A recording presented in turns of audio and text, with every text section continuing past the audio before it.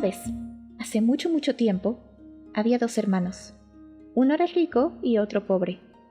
Estando próxima la Nochebuena, el pobre no tenía nada que comer en casa, ni queso ni pan, de modo que fue a ver a su hermano para pedirle un poco de comida, por el amor de Dios. No era la primera vez que el hermano había tenido que dársela, pero era muy tacaño, y en esta ocasión no se apiadó de él. «Si quieres hacer lo que yo te pida, tendrás un jamón entero», le dijo. El pobre se lo prometió al instante y le dio las gracias. «Aquí lo tienes, y vete corriendo al infierno», dijo el rico, tirándole el jamón. «Está bien, lo he prometido y lo cumpliré». Tomó el jamón y se marchó. Anduvo y anduvo todo el día, y al caer la noche, llegó a un lugar espléndidamente iluminado. «Aquí debe de ser», pensó el hermano pobre. En la leñera había un viejo con una larga barba blanca, cortando la leña de Navidad. Buenas noches», le saludó el pobre. «Buenas noches tengas tú. ¿A dónde vas a estas horas?», le dijo el viejecito. «Voy al infierno, si este es el camino correcto», respondió el hombre pobre. «Sí, has sabido llegar, es aquí», confirmó el otro. «Cuando entres, todos querrán comprarte tu jamón, pues la carne es un manjar escaso en el infierno. Pero no lo vendas, a menos que te den a cambio el molinillo que hay detrás de la puerta.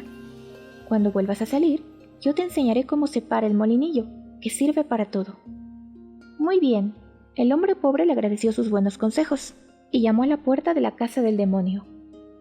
Cuando entró, sucedió lo que le había dicho el viejo. Todos los diablos, grandes y pequeños, hormiguearon a su alrededor, porfiando por el jamón. «La verdad es que nos lo íbamos a comer la pariente y yo para la cena de Nochebuena.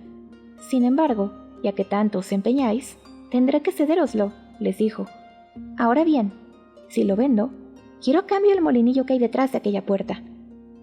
Los demonios solo a regañadientes aceptaron el trato. Discutieron y regatearon, pero el hombre se mantuvo firme, y hubieron de entregarle el molinillo. Al salir, preguntó el viejo leñador cómo tenía que hacer para detener el molinillo, y en cuanto lo supo, le dio las gracias, y se encaminó hacia su casa, lo más deprisa que pudo. Pero aún con todo, no llegó antes de las 12 de la noche de Navidad. «¿Pero se puede saber dónde te has metido?», le preguntó su mujer. «He estado aquí sentada esperando impaciente hora tras hora, y no he encontrado ni 2 astillitas para ponerlas cruzadas debajo de la olla de las gachas de Navidad. Oh, no he podido llegar antes. He tenido muchas cosas que hacer, y además un largo camino que andar. Pero ahora verás», dijo el hombre. Puso el molinillo encima de la mesa, y primero le pidió que moliese lumbre, luego un mantel, y después carne, cerveza y todas las cosas ricas que se comen en Nochebuena. Según nombraba cada cosa, el molinillo la molía. La mujer se hacía cruces una y otra vez, y quiso saber de dónde había sacado su marido aquel molinillo, pero él no se lo reveló. «Es igual de dónde lo haya sacado. Ya ves que es un molinillo estupendo, y con él no hay que temer a las heladas, como pasa con los molinos de agua», le dijo. Estuvo toda la Navidad moliendo comida y bebida, y todos los manjares propios de esas fechas. Al tercer día, invitó a sus amigos a un banquete. Cuando el hermano rico vio lo que había en casa del anfitrión, le dio mucha rabia, pues él no podía darse tantos lujos como su hermano. «En Nochebuena estaba tan necesitado que vino a pedirme un poco de comida por el amor de Dios, y ahora se da unos zumos como si fuera un conde o un rey», se decía. «¿Pero de dónde diablos ha sacado todas esas riquezas?», le preguntó. «De detrás de la puerta», contestó el dueño del molinillo, sin querer darle cuenta de nada. Pero por la noche estaba un poco achispado, y se le escapó decir de dónde había sacado aquel molinillo. «Ahí tienes lo que me ha proporcionado todas esas riquezas», dijo, mandando al molinillo a que moliera esto, lo otro y lo demás allá. Cuando su hermano vio aquello, se hizo el propósito de conseguir el molinillo a toda costa, y tras mucho insistir, se lo quedó. Pero tuvo que darle 300 táleros por él, y se lo quedaría hasta la siega. «Pues si lo tengo durante este tiempo, puedo hacerlo moler para muchos años», pensó. Entretanto, como puede uno imaginar, el molinillo no estuvo ocioso tanto tiempo como para enmoherse, pero su antiguo propietario se guardó muy bien de no enseñarle a pararlo. Por fin, una noche, el rico se llevó el molinillo a su casa. Por la mañana, pidió a su mujer que saliera a aventar el heno detrás de los segadores. Ese día se ocuparía él del almuerzo, le dijo. Cercana ya la hora de almorzar, puso el molinillo encima de la mesa de la cocina. Muele arenques y gachas, prontito y bien, ordenó. Y el molinillo empezó a moler arenques y gachas. Primero se llenaron todas las fuentes y artesas, y luego se derramaron por el suelo de la cocina. El hombre toqueteó y manipuló el molinillo, intentando pararlo, pero por muchas vueltas que le daba, seguía y seguía, y al rato, las gachas alcanzaban tal altura que el hombre por poco se ahoga. Abrió de un tirón la puerta que daba a la sala, y a duras penas pudo agarrar el tirador bajo la riada de gachas. Cuando consiguió abrir la puerta, tampoco estuvo mucho rato en la sala, creo yo. Fue arrastrado por el torrente de gachas y arenques, que anegó la casa y los campos. A la mujer, que seguía aventando el heno, le iba pareciendo que el almuerzo tardaba mucho en estar listo. Aunque mi marido no llama para ir a casa, vámonos ya. A lo mejor las está pasando apuradas con las gachas, y será mejor que le ayude, dijo a los segadores. Y se fueron para casa. Cuando habían subido un trecho de la cuesta, se encontraron con los arenques, las gachas y el pan. Todo mezclado, avanzando velozmente y con el hombre mismo que corría delante de la riada.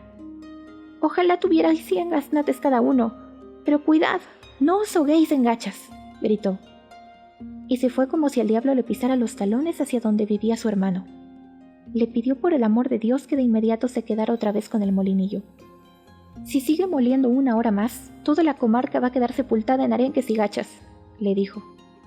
Pero el hermano no quiso quedárselo a menos que le pagara otros 300 táleros, y así hubo de hacer.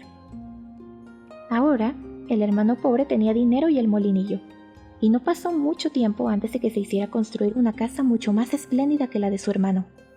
Hizo que el molinillo le moliera tanto oro que lo revistió de placas de oro, y como la casa está a orilla del mar, se la veía refulgir y relumbrar a gran distancia, desde el otro lado del fiordo.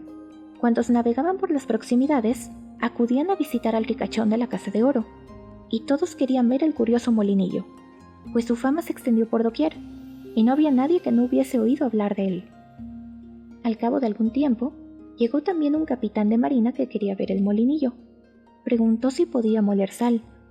«Pues claro que podía moler sal», dijo su dueño, y cuando el capitán lo oyó, quiso quedarse con el molinillo a toda costa, pues a su juicio, si lo tenía, podría descansar de sus largos viajes por el mar, transportando cargamentos de sal. Al principio, el hombre no quería desprenderse de él, pero tanto insistió el capitán que al final se lo vendió por muchos miles de táleros. Cuando el capitán se echó el molinillo a la espalda, no se detuvo mucho tiempo por temor a que el hombre se echara atrás. No tuvo tiempo para preguntar cómo se paraba, pues regresó a su navío lo más deprisa que pudo. Ya en alta mar, lo sacó y dijo: «Muele sal, deprisita y bien». Y en efecto, el molinillo empezó a moler sal, y tanta que se derramaba por todas partes.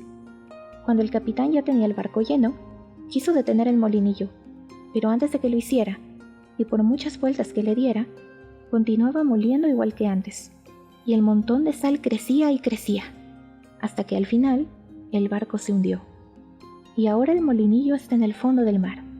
Muele que te muele hasta el día de hoy, y por eso el mar es salado.